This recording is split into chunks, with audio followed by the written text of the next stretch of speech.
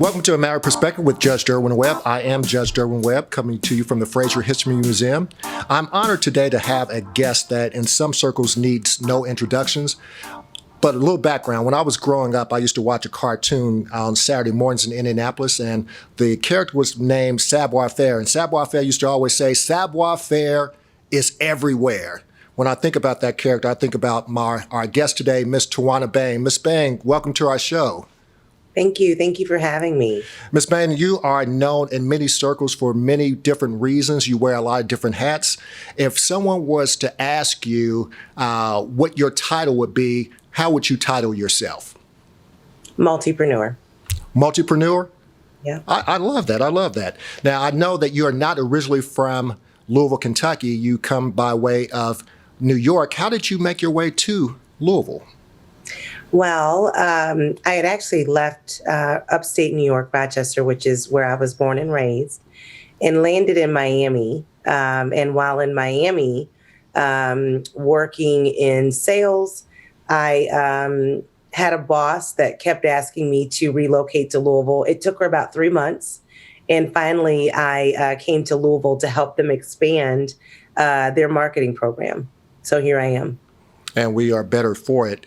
Now, you're involved in so many different things right now. Like, for example, I know that you have a new purchase that we'll talk about at some point.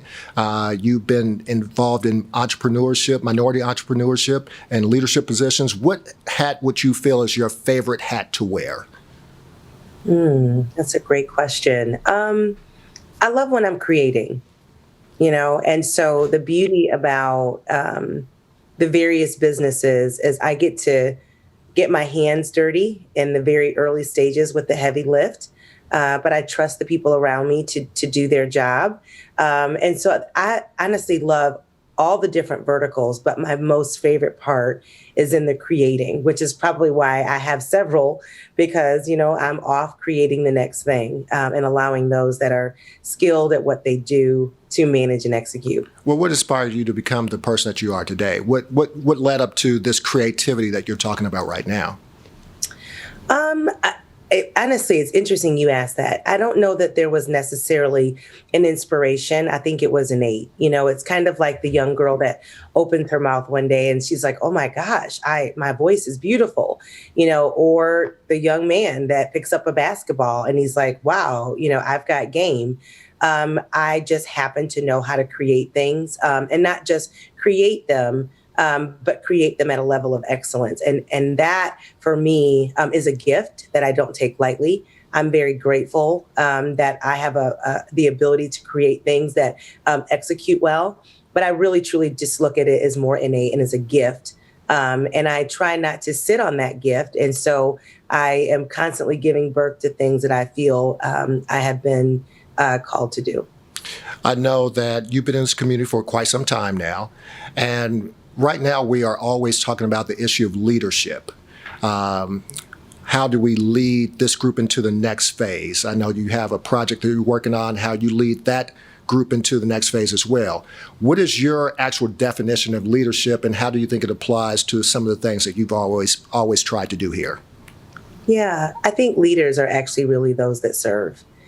And it's interesting because as a leader, I do mentorship. And I enjoy observing individuals that believe that they're leaders. They often, want to be out front. They're not necessarily taking the time to have a servitude approach to things. And when I can, I give the constructive criticism to those that I believe have an ear and are willing to listen. And then there's often times where I'm quiet because I recognize that that person is maybe so full or too full on what they believe leadership is that I will have no ability to reach them. So I've found that when you're really willing to serve the people, those are the true leaders. Let me ask you a question. I've done research on you. I actually know you personally as well, so that makes it a little bit easier for me. But I remember in a past life when a hat that I wore at one time was being the president of the Kentucky Minority Business Council, KMBC. I know that you were part of TMSDC, I guess the Tri-State Minority Supply Development Council, and you were the Minority Business Enterprise Input Committee Chair. I know a long acronym, MBIC Chair, and you did a lot of things with that regionally and nationally. And also know that you've done a lot of traveling as well. In your opinion, how does Louisville compare to other cities regarding minority entrepreneurship? Or is there a comparison?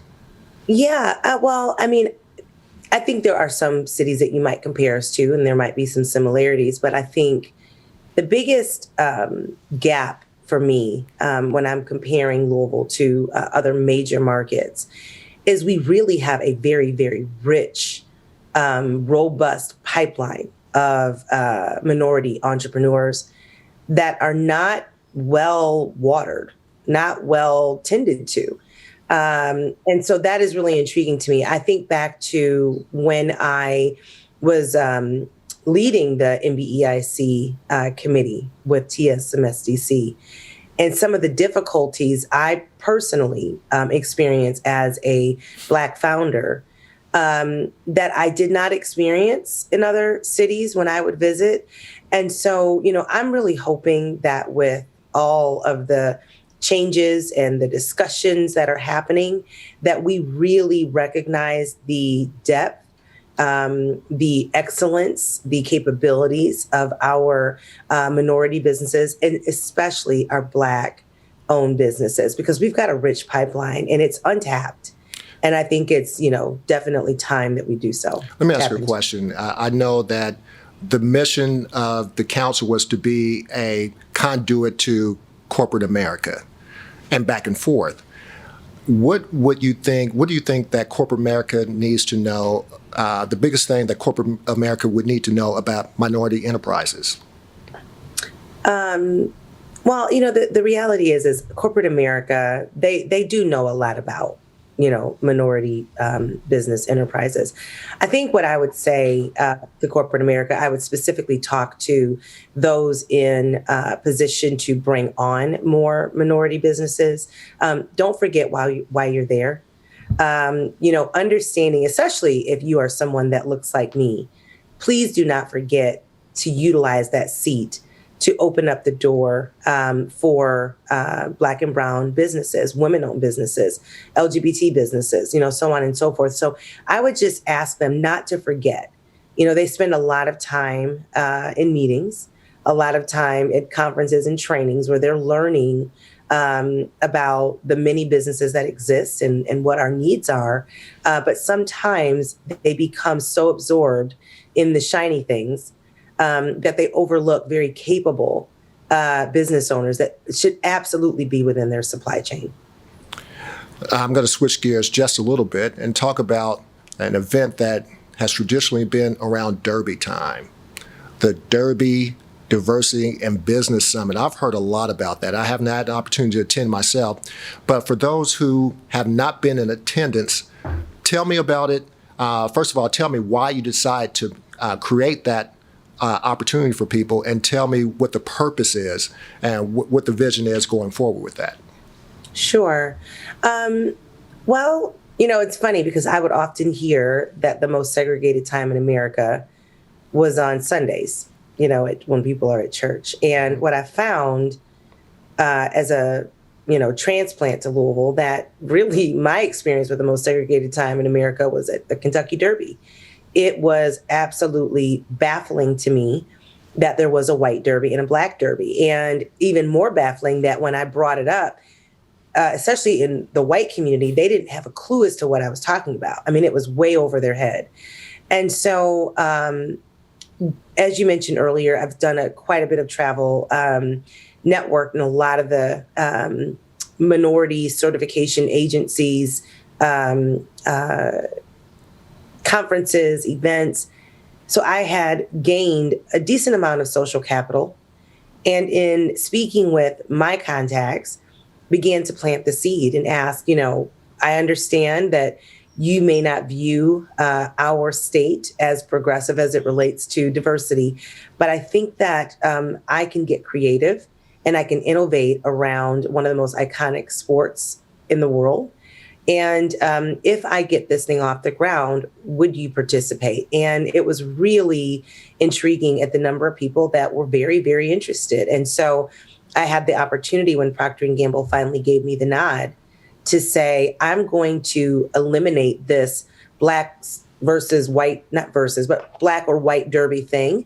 And took it a step further and decided, you know what, why don't I make this open to everyone? This is an opportunity to remove barriers, eliminate silos, and we focus on all diverse groups. So, minority, women, LGBT, veterans, disabled. And we come together where the backdrop is the Kentucky Derby, and we work hard and we play hard.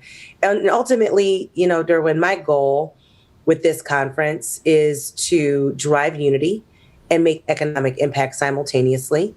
And ultimately, I want to see us grow as big as South by Southwest. I mean, as a matter of fact, their very first conference and gathering was smaller than ours. And so, if they can do it, why can't we? Exactly.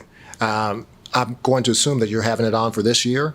We absolutely are. It'll be hybrid this year, but after going virtual last year and that being a major success, we decided to keep the virtual component, but we will have limited capacity in person also. Well, sign my ticket up for this year because I'm definitely going. Now let's look at something that caught my attention pretty quickly. I remember reading something online, and I saw that Tawana Bain has purchased Today's Woman. So I sent a text message saying congratulations to you. I got the magazine right here. What made you want to go in and get that magazine? And tell me how that all came about, because I was totally blown away. And I was so proud to know that I know you and that you were going to be owning this magazine. I know it has a history already, but tell me about what went into the purchase and what your vision is going forward. As you can probably tell, I'm excited to hear about it. Sure.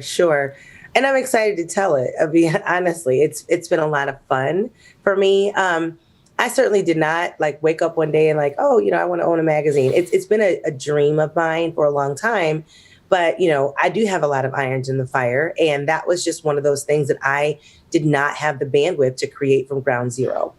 And so when the email came out to Most Admired Women, I did see it. I wasn't, certain if I would even truly be considered, as owner. And then my phone started ringing off the hook, just blowing up. I mean, if it wasn't a friend, it was a colleague, it was somebody that said, you need to be the next Today's Woman. This is you. And I was really taken aback at how many people already saw me in this seat before I saw myself in that seat. And I think that was very, very, very telling for me. I had just the previous year been voted Most Admired Woman in the category for beauty and fashion. And so, naturally, I was just elated that I had enough people in the community that thought enough of me to vote me in that category. So to then yet have many that also not only said, you know what, we don't just give you a thumbs up on your fashion and beauty sense, but we give you a thumbs up on taking this whole thing by the helm. And I have to laugh because every time I think about this post that this young lady made on Facebook, she said, sis said, forget about the ad, I'll take the whole damn magazine. And I had to laugh because I thought to myself, okay, well, I didn't exactly think about it that way, but I loved her zest for how she viewed it. And so I literally called Kathy Zion, the owner, whom I have much respect for, and we chatted, and she told me kind of what the process was, and I mulled over it, and literally with another colleague of mine, I decided to start writing this RFP at 10 o'clock the night it was due. I had 2 hours. And we literally hit the button right before midnight. And then just to say shocked, understatement. She was looking for, it was about price, purpose, and I believe passion. Those were the three things that she was looking for. Maybe it was person, price, passion. I don't know. But anyway, when I received the text, I literally almost lost it. Not text, email saying, hey, we've chosen you. I was just kind of like, holy smokes, what have I done? Like, I literally went from like excited for a minute, and then I was like, what have I done? Like, Tawana, like, I do get things done, but I still had the safety net of being behind the scenes. There was a lot of people, especially as my business began to grow, and I was a little more out there, were just kind of like, who is this? Like, who is she? Because, you know, a lot of my business was done nationally, not here locally. And then I realized, like, I have literally put myself out there for the world to see. And that's tough for me because I don't look cute every day. I'm not always in a great mood. I'm not, like, all these things. It's like I have said I'm going to be today's woman, so I need to show up as today's woman, and there's a responsibility there. And I'm still grappling with that. But so at any rate, it was a myriad of emotions. I'm elated, to be in this position, but I'm also nervous. You know, it's a lot of responsibility.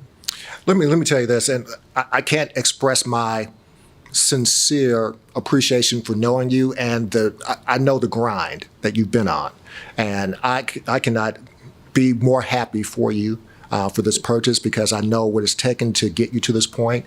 I'm looking, like I said before, I've done research, and I just want to get this correct.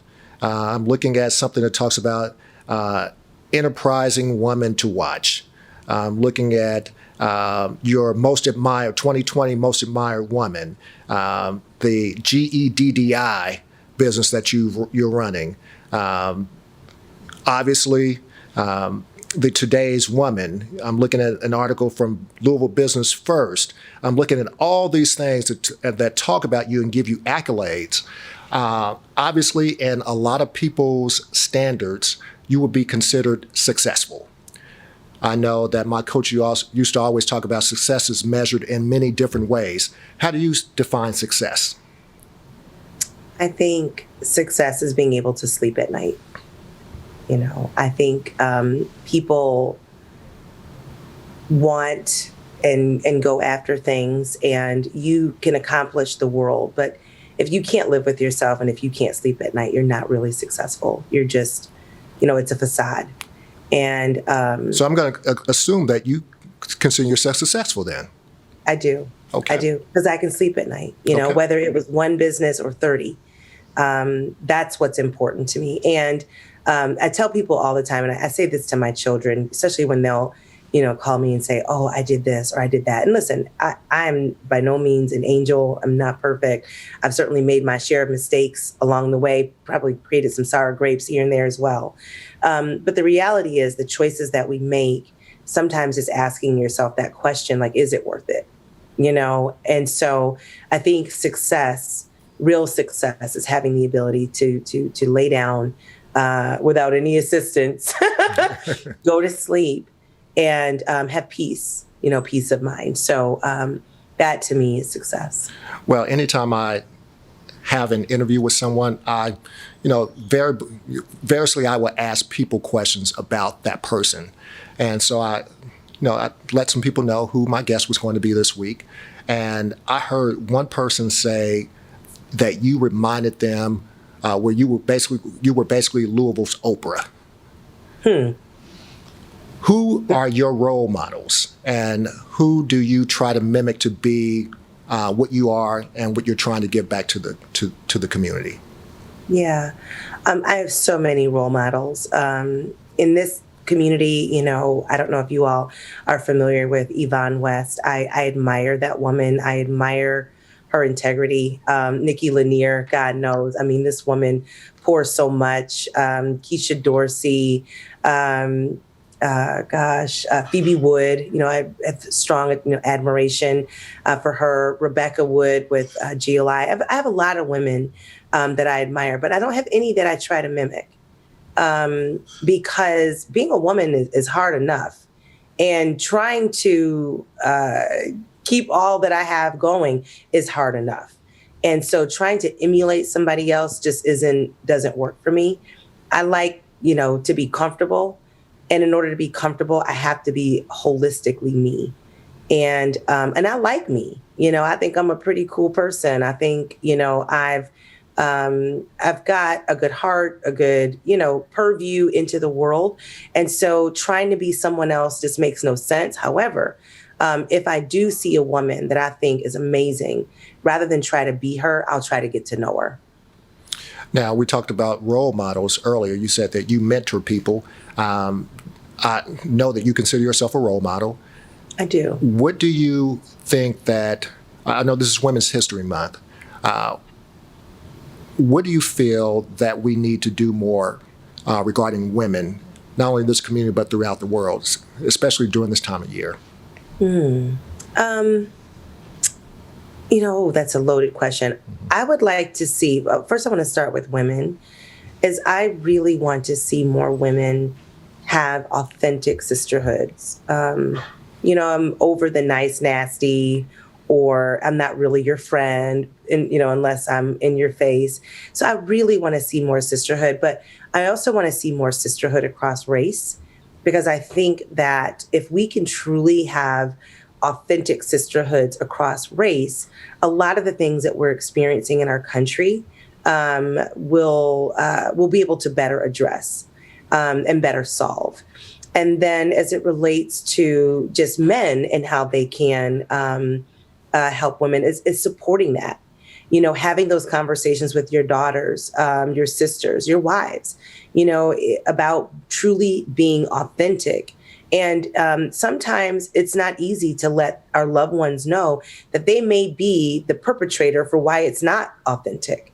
And so the more that we encourage those authentic relationships, I think the better, because I've known often too many times where there may be a man that may not have encouraged a woman in his life to have those close relationships out of control.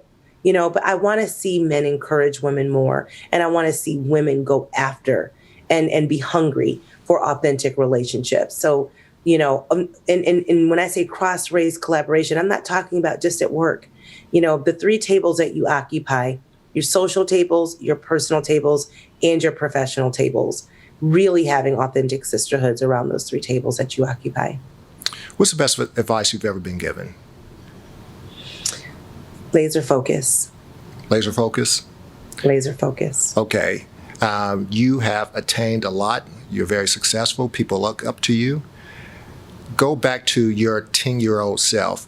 What do you wish you could tell your 10-year-old self to expect, things to be on the lookout for as you take this journey down this road? What would you tell your 10-year-old self? I would tell my 10-year-old self that you are enough, that I love you. You are going to conquer a lot in life. Remain true to yourself at every single turn. But most important of all, laugh, have a good time, and smile often. Well, my father just recently passed away, and one of the things that he used to always tell me was, don't let anyone ever tell your story for you. You be the storyteller. How do you want your story to be told? What do you want people to know about you? I want people to know that nothing really ever had a chance to grow under her feet. She was constantly moving, but she wasn't moving just for herself. She was moving to shake a nation, and she wanted to touch and improve lives everywhere that she went. So I hope that that's the story that I leave behind. And that is very true of you, because you do not let the grass grow under your feet. One last question, one final question. What's next for you? I know that you have this new venture, but if I know you the way I do, there's something probably growing in the back of your mind as well, even after that's going on. What's next for Miss Tawana Bain? Well, I will say, to know all that is going to happen, I hope that they will follow us on our new Today's Woman page on Facebook and LinkedIn and Twitter. But what I will say, Derwin, is we're ready to mobilize, and we're ready to take a magazine that has been around for 29 years and turn it into a movement. Ms. Bain, I want to thank you for being on this show today. You always come with words of wisdom, and we really appreciate you being a part of Matter of Perspective today, because you could have been anywhere. I know for a fact you could have been doing anything, but you chose to be here with us today, so I appreciate you for doing this. And as I always like to tell people, it doesn't matter what you think, it doesn't matter what I say. At the end of the day, It's all a matter of perspective. Thank you very much.